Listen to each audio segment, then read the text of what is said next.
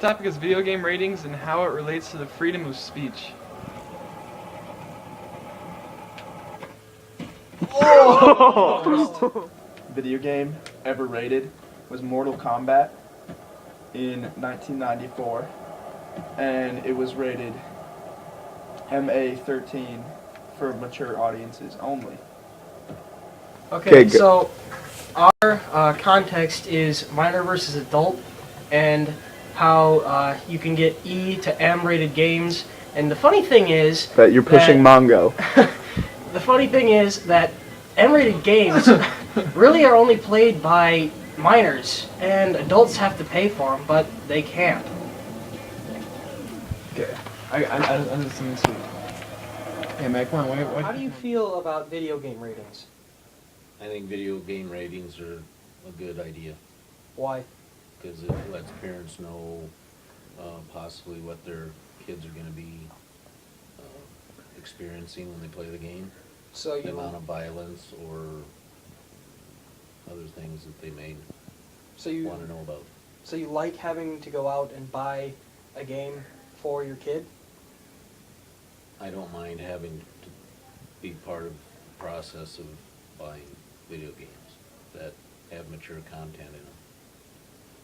Okay, would you be okay with your kid going out and buying his own mature-rated video game if you knew what the game was about? No, I think it's a good idea. If it's just like an R-rated movie, I think parents need to be involved. So that means they have to go out with the child and buy the game for them. I think that's fine. It's a good control on what they're getting involved in. So, in conclusion, you like having the video game ratings on the games because it allows you, the parent, to have more control over what your kids are playing. And would you agree with the statement that it's really necessarily up to the parents what the kids should be playing, not the government's ratings?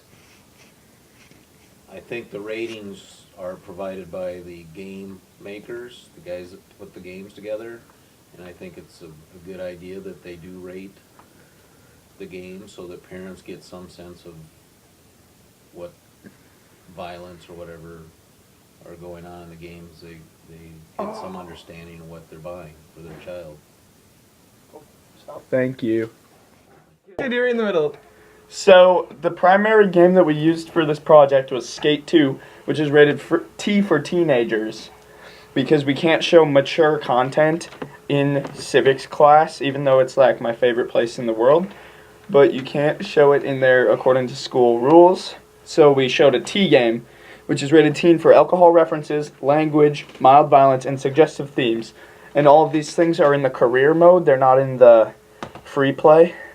And we had a debate amongst the three of us of what age you should be allowed to buy M games, and we settled on 12.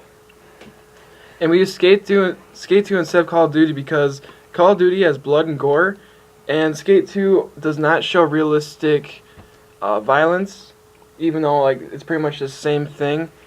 But just because of the realisticness of Modern Warfare, Call of Duty, Modern Warfare 3, we couldn't show that because it's rated M.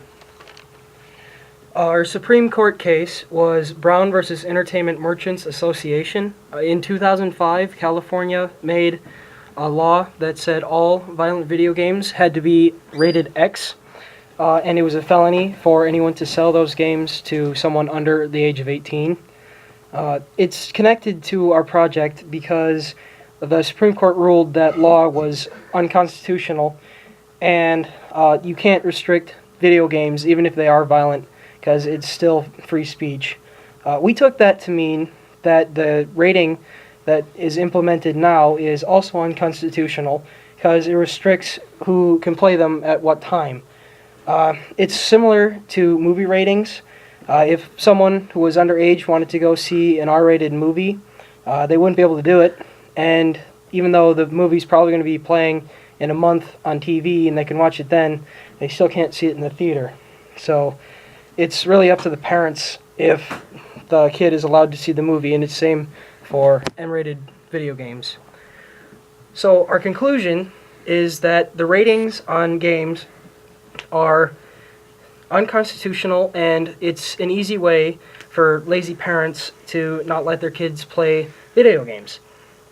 We would know that. Every time we go buy an M-rated game, we have to take a parent with us so they can get it for us, even though we're mature enough to know that everything in these games is not real.